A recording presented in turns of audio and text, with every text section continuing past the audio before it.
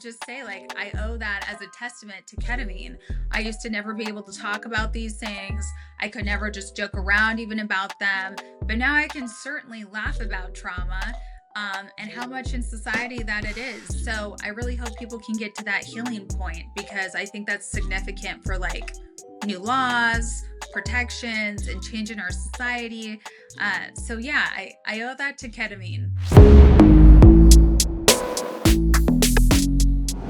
It's Samantha Busch here with your new favorite podcast, Certified Oversharer. Today's guest is Farrah Abraham, and my elder millennials out there will remember her as the OG teen mom, right? So today, though, we're going to talk about what was it like growing up in that spotlight, the traumas that she's endured, and finally the sexual assault that she went through, which led her to going through intense therapy and where she is today after that. So I am so excited and honored to have Farrah Abraham on as my guest.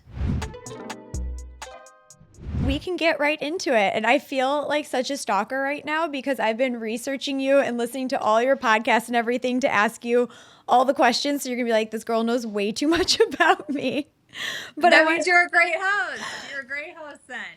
Well, I do want to start off by saying I absolutely love when I've been listening to you in these other podcasts, the love and just the pure protection and everything that you have over your daughter is so beautiful, and it shines in every interview that I'm listening to about you. And I just think that that is so incredible. Like, I love that you've allowed her to be her own person while I still feel like setting these wonderful boundaries for her. So like, I would love to know from you, obviously for those listening, you were the original teen mom, and now your daughter's the same age. So tell me, I want to know, you've lived through hell, you got famous for surviving it, and now you're being crucified for how you've healed, which I can't wait to talk about your healing story because I think it's amazing.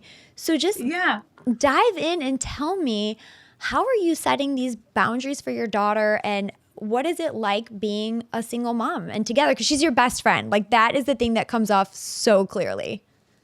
Yeah, I mean, I have mad love first and foremost as a mother, and I am very happy that I have a close relationship with my daughter. I would never call my daughter like a friend by any means, because I feel like my daughter and we have this relationship that's much more deeper than a friend. So that's why I just think of it as like, wow, I am so blessed. I got the authentic mother-daughter relationship that a lot of young girls don't get with their mom. And I think I never had that with my mom or my grandma or any females in my family. And I think I really took it upon myself to break that cycle of maybe abuse. So I think a lot of people have not done that themselves, and that is why I get hatred towards it. So yeah, it brings out a lot of things that people need to work on. When they see something positive, when they see something strong, when they see someone overcome so much and they haven't had that opportunity to do it, it really upsets inner emotions in them. So yeah, I'm just happy that I can remain strong and I don't need to be wounded or toxic like I was raised in. How, if you were raised in a toxic environment like that, and I know that it's been very public, how did you learn to create and foster this really healthy relationship with your daughter without having that example? Yes. So I think first and foremost, my spirit. I think a lot of us don't get to listen to our spirit. We have a lot of things around us, distractions, pressures, anxiety, resentments, angers. We need to quiet those things in order to see, hey, what does my spirit want? And it's so easy, really, to just get in alignment with the happiness and the goals that your spirit wants. And I really didn't know what to call all of those things that my spirit was feeling until I went to a trauma center and I learned all of the spiritual stuff that I was feeling was separate of my religion. Like, we're taught religions and you choose to live by those, but no matter what religion or what language you speak, you have a spirit, you have a soul. And the 12-step principles that I learned about was like the spiritual melody, how to have a happy spiritual melody. And I think once I finally had the words and the books and the free stuff online, and I had mentors and I like psychotherapists there. Once I kind of like put it all into like words and formation for me, I was like, oh, even when I didn't know these 12-step principle tools that are readily available, it just wasn't taught in school. It wasn't taught in my family home. It was more like religion. We don't believe in mental health and wellness, and that's the majority of the world. A lot of people would say, "Oh, you were raised in such a good household because of the things that we had, the materialistic things that we have." And I have to say, like, granted, I'm probably not, the most abused or the most this, that, or the other, right? We have a lot of children who are, having sexual mutilations, extreme abuse by their mothers and their Mm-hmm. fathers, physically. And so what I'm overall saying is, no matter what we come from, and even if we don't know the words or we don't have the language, it's really, really special to connect with your spirit, inner child, and then get those words and get those structures so that way you can really flourish. And that's how the majority of the wealthiest people, and those in power, have that. It's because they are foundationally in 12-step principles. So that's my tip for everyone. So you have spoken on other podcasts about going through the trauma center and how that healing has helped you.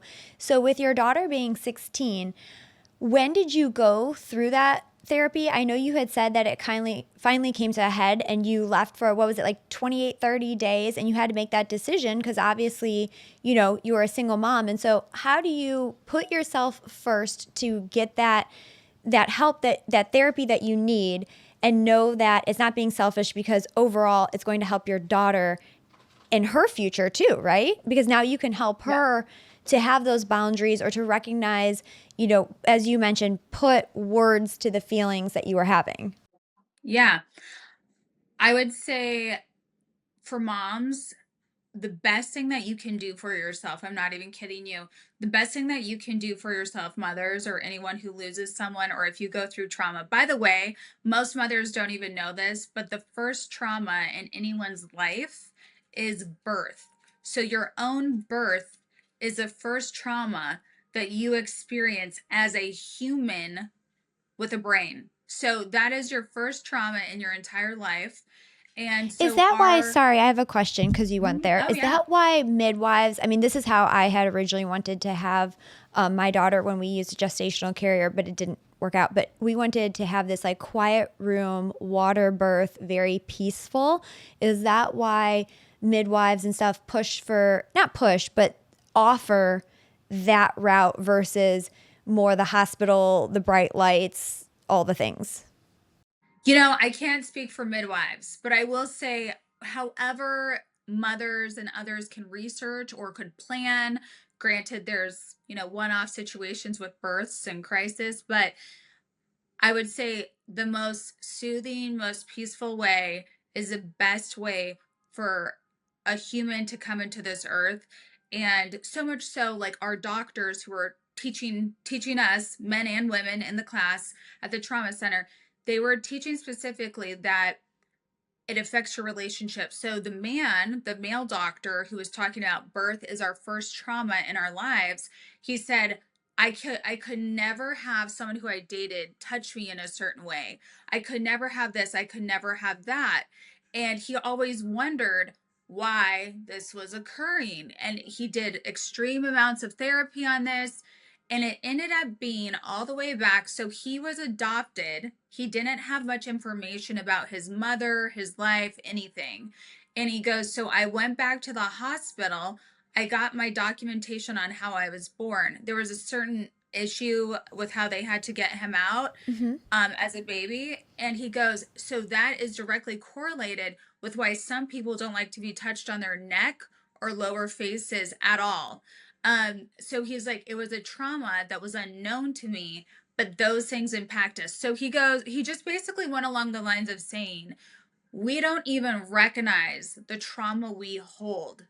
And when we have a society who keeps stacking on, negating the fact, kind of gaslighting, all that, stacking on the abuse and the traumas and never healing it, that's why we have a lot of problems in societies. That's why we have a lot of men and women who can't have great relationships.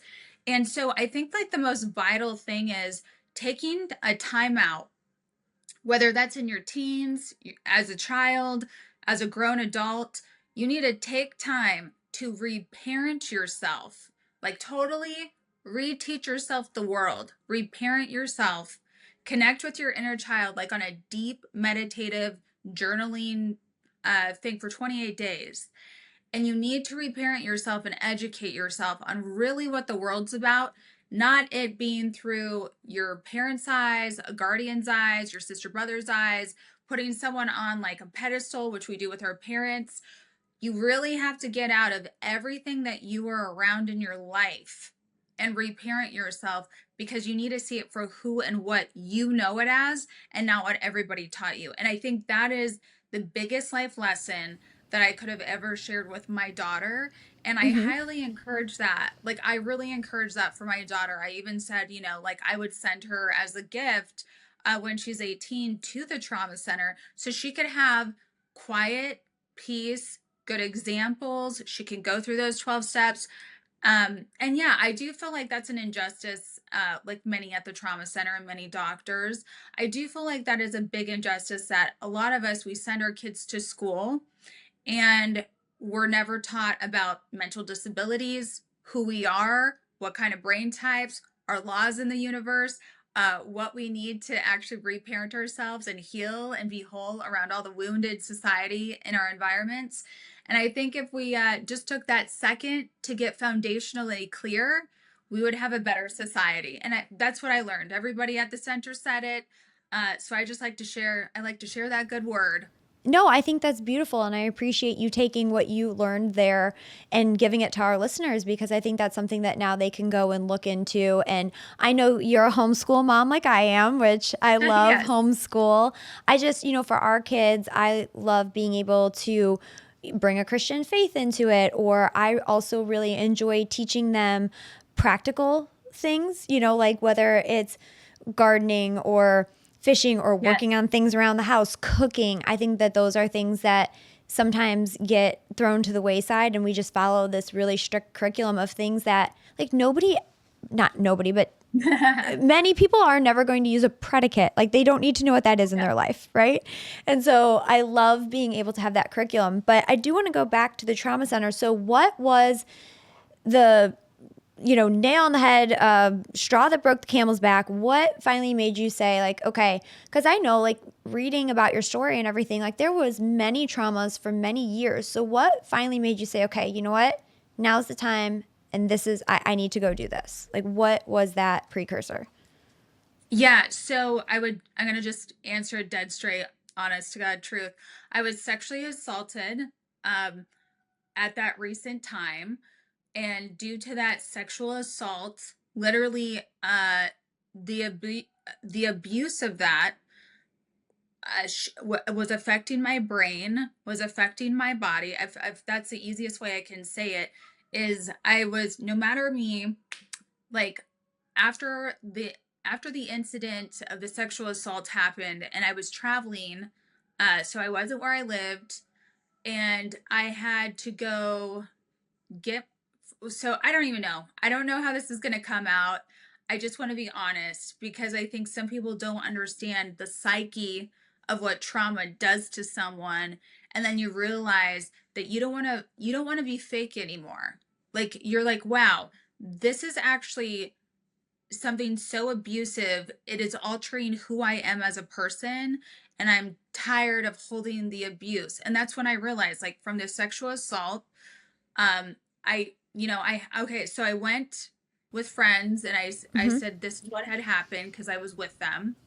I then was saying, I was like freaked out from the whole rape and assault, and I was saying what was happening, and no one was hearing me, and I had to go get my child, and I had to go catch a plane. When I I wasn't even thinking. Like, I was like a mom, like on survival. Like, I was like, I'm getting my kid, I'm getting me out of here, I'm getting to the airport. And when I was at the airport, like sweating drugs out of my system, my foot was bleeding. Like, I didn't even take a shower. I was in yesterday's clothes, and I was at the airport, and I had a mother come up to me with her son, a young son, and she's just like, Farrah, we're such huge fans, and like totally just like, hey, can I take a picture of you? And I just said, yeah, no problem. And I think immediately after I took the photo with the mom, I said, I'm tired of being fake. I am tired of negating my emotions and my feelings. I am tired of wearing this fucking mask. This is a mask. I don't like it. I'm severely hurt right now. And I'm tired of smiling and acting like I'm not hurt. Oh my And gosh. yeah, so I think that's my life in a nutshell.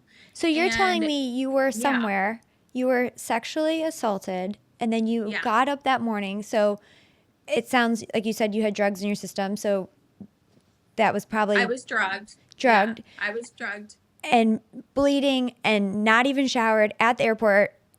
I can't imagine you're trying to process what just happened.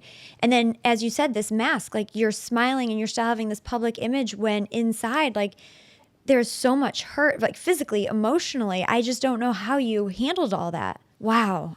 Well, obviously, so sorry for what you've gone through. That is, wow. Yeah, it's a lot. So, and thank you. And you know what? This happens to people every day. Our country allows people, rapists, to sexually assault people for up to like 20 years before they actually get consequences. And so, yeah, I'm basically spearheading that in my case. For the other women, the past 20 years that they were sexually assaulted by the same serial predator. And if that person was put in jail, I would never have to be in the world right now saying I got sexually assaulted or raped, if we took care of those things seriously. So I'm happy to be an advocate on that matter. But yes, so that hit me so hard because I had a whole schedule. I don't stop. If anyone knows me, they know I'm going. They know that I have Yes. so much scheduled. And when I called my mom and I was it was so hard for me to tell people that this happened to me because I was still trying to go on like it didn't. And Mm. so when I had to tell, so anyways, the airplane, it was the weirdest thing. The airplanes, uh, like we all got on the airplane. I thought I was going to keep going. They had to evacuate us from the airplane. Then they had us just like, they didn't know which airplane to put us on. And it put me in this like whole stuck, like dysfunctional day, and it wasn't turning out to be the day at all that I had planned. And so I ended up rerouting to my father's house because I was so upset and disturbed. I didn't know what else to do. My luggage got lost, so I couldn't change into other clothes. And so I said to my dad, I'm rerouting the plane.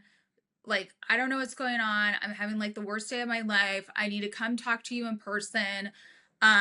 And so yeah, and they lost my luggage. I don't know where it's at, but I'm flying into Texas, and here I come. And so as soon as I get there, I still couldn't like tell my dad what had happened. There was something, I was just like, my nails are disturbingly disgusting. So I was like, It's I a got to hard take your car. conversation.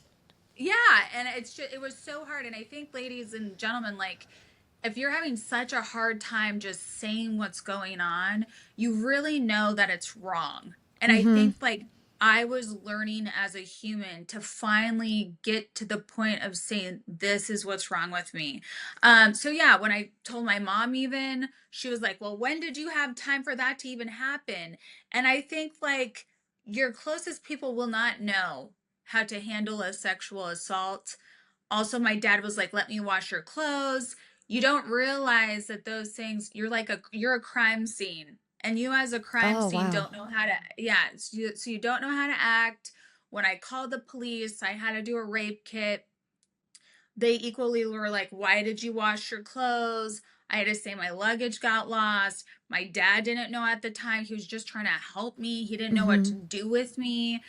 And so I think those things in life will teach you that you have kind of been shaped in our society to just keep acting like things are good. Silence, you're just suffering in silence a lot of the time.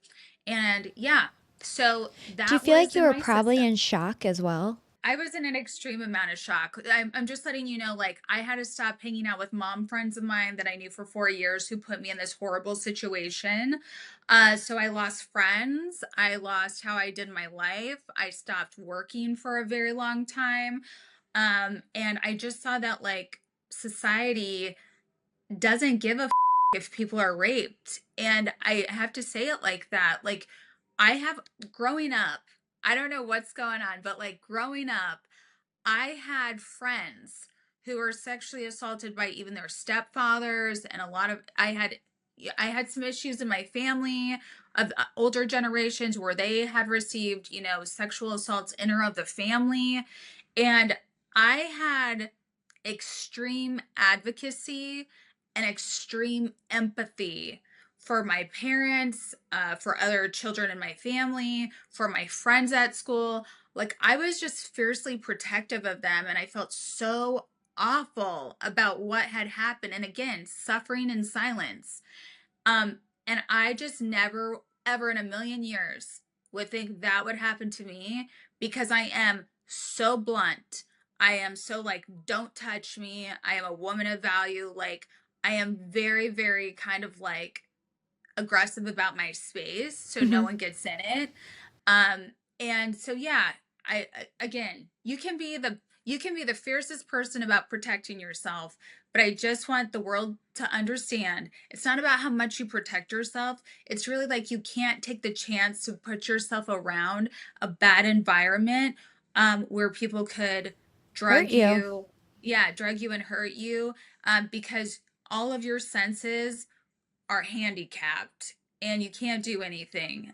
So I think I just learned a big lesson. Like, it's not about what you wear, it's not about what you do.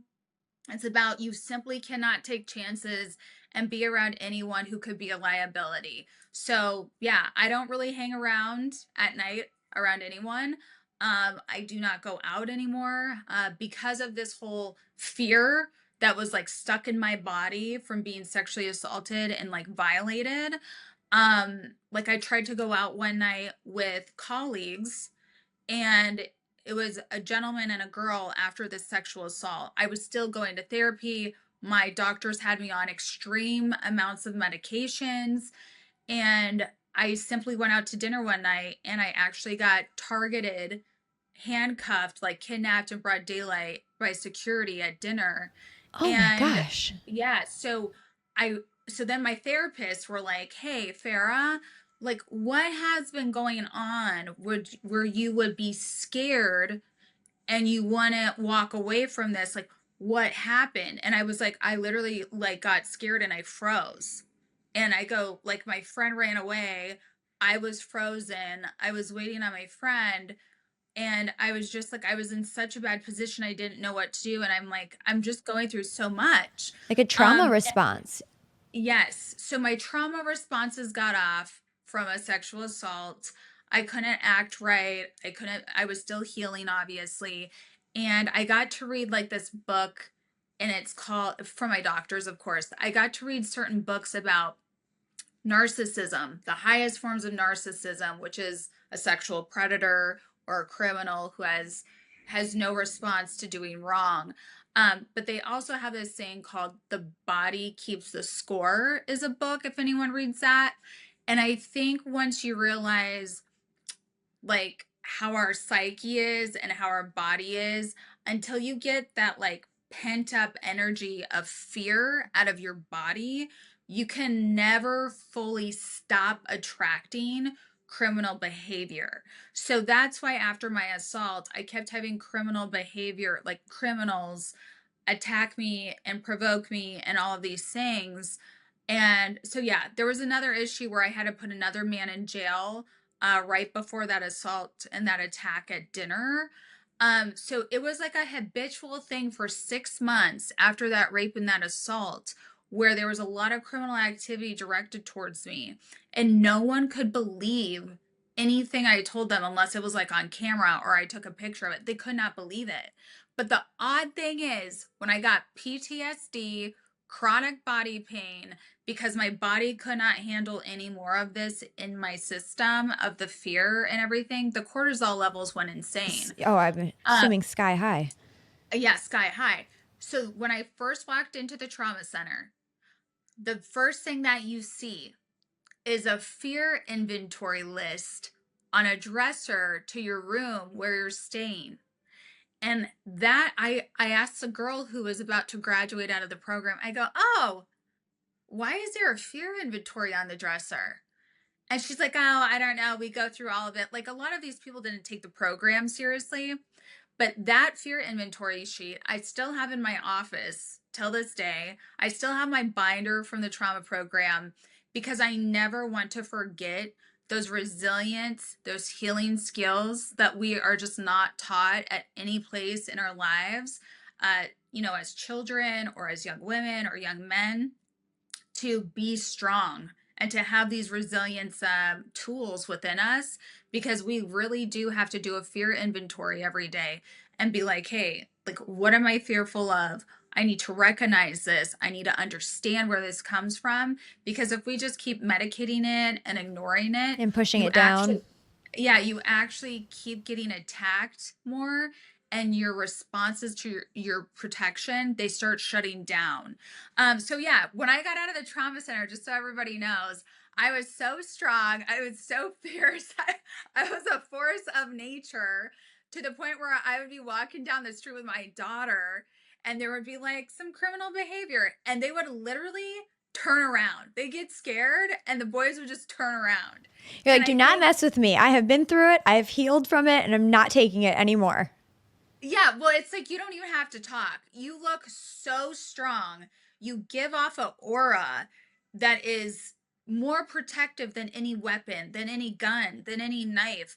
It is literally your aura of protection. And I think so yeah, I highly recommend it for teens. I highly recommend it for mothers. A lot of moms were at the center and I really hope like they take healing seriously, because that would really make our moms stronger out there. So yeah, I got lots of love for healing tools and education, and just know, crime is inevitable. And I think what changed me, it's not money that changes me. It's really like the crime that you endure in your life that can change you. And you can either choose to transfer trauma or you can transform through trauma. And I think like that's the resilient tools that we need to have. Let's be honest, some of my best stories start with, so I had a drink, and spiral from there. Which is exactly why Big Rack Spirits feels like the unofficial sponsor of every unfiltered moment on this podcast. Whether it's the East Coast Cooler, Trailblazing Tangerine, or Rosie's Pink Lemonade, they make flavored vodka that goes down easier than your latest situationship.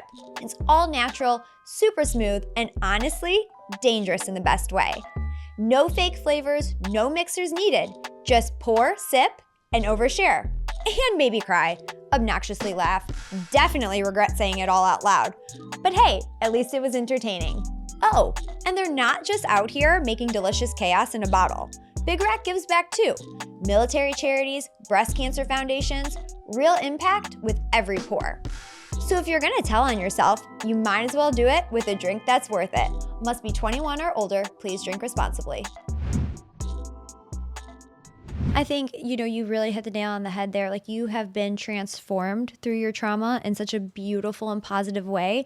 And now you're advocating and telling this horrific story. But I'm just thinking how many women out there are battling this, like you said, in silence. And if they Yes. are, if you were talking to them directly, what would be one thing that maybe just if they're like, they don't know where to start, they don't have anybody to talk to, they're just feeling lost and hopeless. What is one thing maybe that you could say, like, hey, take this small step towards your healing? Like, what advice do you think you could give them? Yeah, I think if you wanted to take one small step for you and it's free, I would definitely say just look up the 12-step principles and the guides that are online. Again, it's so simple. You can do an inventory thing with that. The 12-step principles, it's free. You can also go to your local church. Church is based off of the 12 steps, and normally they'll have like recovery meetings, is what they'll do at churches. But any church is based off those 12-step principles. And also, if you can take the next step, I would highly recommend for your rehabilitation of your body from trauma. I would highly recommend using your insurance if you have it, or seeing free offers. But ketamine treatments for trauma has been the highest form of resilience in resetting our body and our recovery. So yes, you could do free, like if you go to YouTube and you look up frequency healing and meditations and hypnosis, that also will directly help your sleep right away. But it's ketamine treatments after that. So 12-step principles, which is free meditation and frequency healing online. And then it's also ketamine treatments that you can also get for free through your insurance. So I would highly recommend those three things if you needed yourself back like next week. Those are three things I know that work right away. Well, thank you for telling people that, because I think when you put that information out there, like for example, I didn't know about ketamine treatments until I A, started listening to some of your other podcasts, and then B, I watched Secret Lives of Mormon Wives, and they had done it on there. And so, Really? yes, they showed it on there. And so my Shout question, out to, oh, I was going to just say, shout out to Secret Lives of Mormon Wives. I was actually in Utah hanging out with some of the I moms, saw that. and and so who knew? Who knew we all knew about ketamine? Oh my gosh, no. When I saw you at Jesse's salon, I was like, that's so cool. That and Love Island are like my go-to reality shows. But they had done the ketamine therapy on there. And so I started just looking into it just to understand a little bit more in preparation. So can you explain to people, because I know a lot of people just think like, oh, ketamine's like this party drug, but when it's used in a therapeutic setting, can you kind of explain your your treatment with it, and maybe how it helped heal you, or things that it brought up for you, so that people can kind of understand when it's in this therapy setting how it's used? Yeah, so simply point blank, when you do ketamine in a medical setting, by the way, I have never done like drugs for partying. Like I go to my doctor and I get some real drugs. So when you're hearing me deal with chronic body pain, insomnia, and all of these issues that I seriously had, um I was on high doses of some of your strongest medications. Like I have a picture of me in my criminal, in the, I guess, court file, crime files, um, of me holding a huge bag of pills. And I said, none of this is working. It's ruining my life. And I need to go figure out a better way. And so at first it was frequency healing all the way, and a lot of people do that. It's also called like direct neurofeedback. So frequency healing, direct neurofeedback. But then when you go to ketamine, ketamine is new snow. Like literally, my doctor says this. It's new snow on your train tracks. And I literally thought, guys, like I literally thought, I am not seeing the benefits. I'm not understanding this. I was really fighting against it. And then a real dose of ketamine is 12 sessions. When you make it to your 12 sessions, you get to review, did this actually work for you? And when I got to my 12 sessions, my life was literally changed in the matter of 6 weeks, 1 month. And so if I'm being blatantly honest, if nothing else really like worked, no medications really, and it was my ketamine treatment, then I can honestly like I can recommend that for anyone. Like if you don't abuse drugs, ketamine is for you. And some of my friends, even worse situations than myself, because I was just dealing with, grieving, assaults, those kind of things, and like my whole body freaking out. But like I've had friends who have like lost their limbs, and the only way that they got through a lot of that tragedy is through ketamine treatment. So I just want anyone who is listening to this to know you can never underestimate the power of what ketamine can do for you, even if it, did something for someone else. And you will really be able to like view your life differently. Like if you had resentments towards someone, you won't have resentments towards them anymore. And also on my ketamine treatment, I did pair it with Wellbutrin. They often say Wellbutrin and ketamine together really work to reset and rewire your brain, and you end up with a very new you with a very bright outlook on life. So I would love that for everyone, and we all deserve that. What relationship did you feel? You said it helped you repair and heal relationships. Like, was that with family or friends, or is there like someone in particular that you felt like this therapy really helped you overcome maybe years of what trauma with? Yeah. I would honestly say for me with ketamine, I felt like I needed to no longer hold any resentments, grudges, hatred towards anyone. Um, like I'm like literally saying this out loud, like to the extent of most people couldn't forgive their abusers or people who victimize them. I literally could probably walk in anywhere, like even in court, against whoever I'm dealing with. And I, honest to God, I have no resentments against them. I just know this is my will, this is my right, and I'm gonna live my life loud and proud, and no one's going to cross my boundaries anymore. And I think ketamine will really show you like this is your boundary, you let go of the past and you're moving forward, and no one's really getting in your way of that.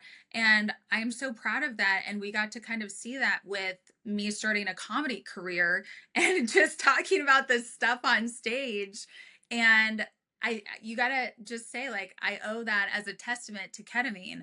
I used to never be able to talk about these things. I could never just joke around even about them, but now I can certainly laugh about trauma, and how much in society that it is. So I really hope people can get to that healing point, because I think that's significant for like new laws, protections, and change in our society. So yeah, I owe that to ketamine. Do you feel also like, and I will say by doing a lot of research on you, it is amazing the things that you've overcome because I don't think people realize, at 16, you essentially finished growing up in the spotlight. And from what I've read, there have also been a lot of people that I think took advantage of you at your young age and just knew like, well, she won't know better about this, or we can have her do this, right? And so you probably had a lot Yeah. of hard time trusting people over the years because they took advantage of you because it bettered them in some way, right? Like they profited Mhm. off of it. So after going through all this treatment, do you feel, because I know you've been on dating shows and things like that, do you feel like you're now at a space, because I heard on one of your podcasts that you're dating, you're keeping it private, which I think is so beautiful, that helped you get to the point where you're like, this is the true authentic me, and now I'm really ready to find my partner? Yes. I think like that's a beautiful thing, to look at. It's like I was kind of stuck in a bubble of people controlling me, letting, again, like that's why I said I really encourage others to take time away from everyone, go reparent yourself, see what the world really is about, and see how other people really were manipulative, controlling you, or if you were just living in someone else's alignment and you're never living your alignment. You're never really living your fullest life yet. And, I could, even though I was showing my life on TV and all of these things, we also have children who are like married as children, and they Mm-hmm. never get to learn this stuff. So I think we need to just really focus on child development and really focus on reparenting ourselves, because you can see how you can improve society, how none of us really get to live our full free lives until we do this. So yeah, and when you get to that beautiful point, then you're like, wow, this this human, this adult that I am. This is who I've grown to be. This is who the real, put your name there. This is who you really are. And who do you really deserve? Who is your partner? Who is like an authentic person who also did the personal work, who also overcame all these levels of hurdles that the world gives you, and you come out on top, and that is your winning person, that is your ride or die, that is your rock, that is someone who's an amazing partner.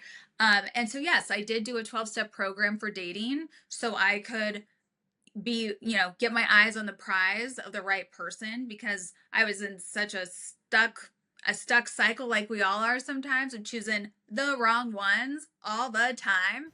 Going for And all the I red think flags. yeah, and because it's like, wow, I can overcome everything, so I can keep picking you know but instead of having that entertainment and that over and over and over again cycle that I was just bored of, to be honest with you, I'm just so bored of toxicity, that I really just want to go for, I guess, what other people would call boring, but Boring is good. I call it actually having your together and authentic. That's a good pick. So yeah, I'm excited. I actually am going with some of my single girlfriends next week.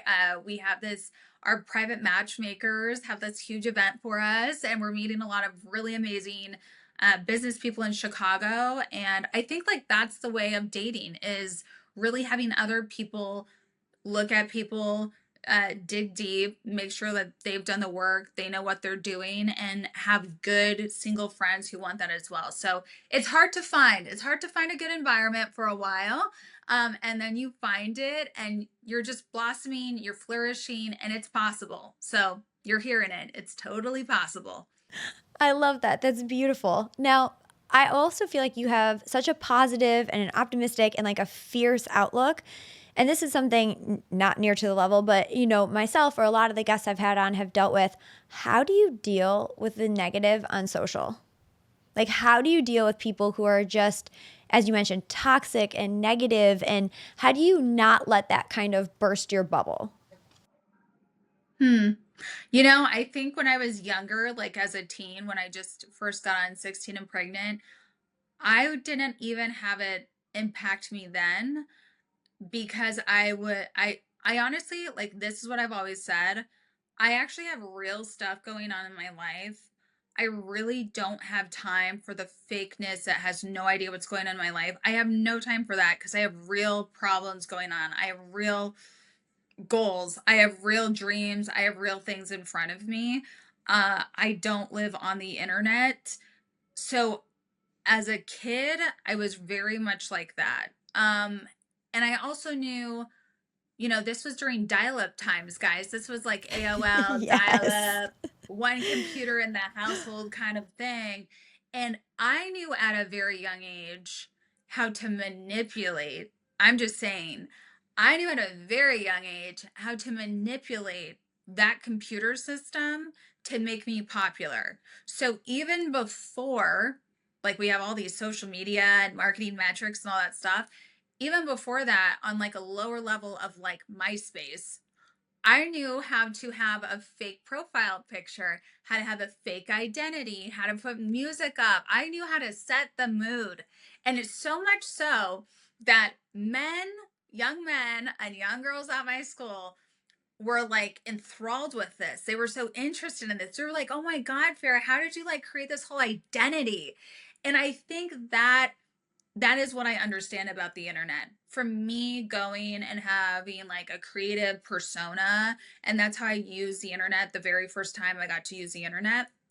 I understand that that could equally be a high school girl like me who is just totally fake persona, has no care of what her actions are, what the outcomes are. And you know what? If you want to be a hater, if you want to be happy, if you want to learn, if you want to make money, if you want to teach yourself, the internet is your game. And I just say good for it. But do I really have real problems every day in real life? Yes. Like, for instance, today, I'm on this call right now, but I actually lost my friend in a car accident last night, literally. Like, Oh my lost a gosh. friend. I'm He so passed sorry. away. Yeah, no, you're totally fine. But what I'm saying Wow. is, I truly have deep, impactful things. Like I always say, my days are bipolar. I got high highs, like, oh my God, the money's falling from the sky. But then I also can like lose a life. I can lose a friend. And so I just want everyone to understand I think everything is great. But I also think don't ever lose sight. Keep your eye on the ball. Do not ever lose sight of your mental health. No one else will watch it like you can. You talk to yourself. The most important person is yourself. You talk to yourself more than anyone else. I talk to myself like crazy. And Yes. I really just say good for everything else. Let it spin around you, but really have your foundation and it's in your heart. It's in your spirit and just don't lose that. That's beautiful. And I think that that's really good, especially maybe for younger listeners out there who I think social media platforms, right? Those are their lives. And that's kind of where it's like, it's an addiction, right? Like they look at the likes and the comments and that's the feel good. And you're right. Like that shouldn't matter. Your real life, the people around you. And same though, like I do influencer stuff online and social media is a great tool. But I just caution people out there, like if the negativity is getting to you, like you have to know if you put yourself out there that that might be there, but you have to protect your mental health and your peace above everything else. So I do real Yes. quick because I know your time is very sensitive, but I want to jump into because I think this is so cool. And I also want to know where it came from. You mentioned it. You got into stand-up comedy. First of all, Yes. that's amazing. Like what took you from the things that you've done in the past and how did you get here? Like how did you choose that career path? Huh. I think whatever you're most in align with, you will just naturally attract to. I definitely feel like comedy was in my alignment. So, like 10 years back, David Tell, who's a famous comedian, wanted to have my own special for me. And so I came in. I didn't know how to joke about my various serious, very serious struggles at the time, which was a celebrity sex tape. And that's, one of the first times in my femalehood, my womanhood, that I knew that I really had to fight for my own, like this is my sex life. Like you don't tell me what to do with my body, my sex life. And I think like I really had to fight through that. While everybody else, comedians included, were like, oh, backdoor teen mom, ha ha ha. And it's like, okay, I can ha ha ha if you pay me, but this isn't really that funny to me. And so because of that, I ended up getting SAG, which is like part unionized, you get Mm-hmm. paychecks for life. And so because of comedy, I started getting SAG. When I got wrongfully fired from Teen Mom, I ended up getting SAG checks in the mail. And I was like, wow, there's something there. But I got so much, it's called like post traumatic trauma from being wrongfully fired. Like, I had to just honestly take me and my daughter around the world to different countries, different islands. Like, I had to go escape Like I'm and go going get off the like, grid for a bit. yeah, I got grounded with the earth. So then I came back and I was studying comedy for a very long time in LA and whatnot. I got my degree in entertainment business in LA. And then we had COVID. Then I got assaulted. And you know what? I think because of the ketamine and everything, it was just like, hey, go get back to what you want. If you can go get your own voice and you can talk about this on a stage, then you have won. Like, you don't need to hide in your house. You don't need to stay silent. You don't need to wait for this court to go through. You go out there and use your voice. And I will say this, from just doing that episode or that live of comedy, and I loved it. It was so amazing. It was everything. It was even more than what I could have imagined. I love that when I got to go see like other TV personalities, they literally said, because you got on stage and you used your voice, I know that I can too. And I think that is the beauty and the gift of whether it's a podcast or a stage or a tour or a movie. By you going and doing something, it has a ripple effect, just like in the 12 steps. It has that ripple effect, and you really get to empower other people. So, what a gift in life, just empowering other people. That is amazing. I know. I was so excited to hear that. I know that we've talked about hopefully with our foundation having you come on and doing a comedy tour. That would be incredible. Yes. Absolutely incredible. And I know, like I said, I don't want to take up all of your time. I have to just tell you though, when I started this podcast, we reached out. I hadn't even started yet, and you were cool as you were like, yes, I will come on. And I just remember Jessica was like, she said yes. And I'm like, thank you so much for my little tiny podcast when you go do all these big things, but you're just so cool and such like a girl's girl that you're like, yes, like I'll come on. So I just really wanted to say thank you, because that meant the world to me that you would even take a time out of your day to come on here. Yeah, claps for you, girl. I'm just happy. And I'm happy that everyone in your world can experience your conversations. And hopefully it just keeps a bigger conversation going. I love that you have your nonprofit. I love your family, what you guys do. So like just keep doing that. And little things, little ordinary things that mothers do really are the power in this universe. So I love you guys so much. And yeah, thank you so much. Thank you. And hopefully we'll see you in Vegas for the race. Yes, so much love. I'll see Take you. care. Today, Farrah touched on a lot of heavy topics, and I just want to say to anybody out there that is battling sexual assault in silence, we are going to link some resources and some helplines down in the show notes. Know that there are resources out there for you. Know that you're not alone, and we're sending you lots of love. Again, a special thank you to Farrah for coming on and being so open with her story here on Certified Oversharer. Please be sure to head to YouTube at Samantha Busch, and you can watch along or follow us on all socials at Cert Oversharer. Please like, comment, and review. And thanks again for listening.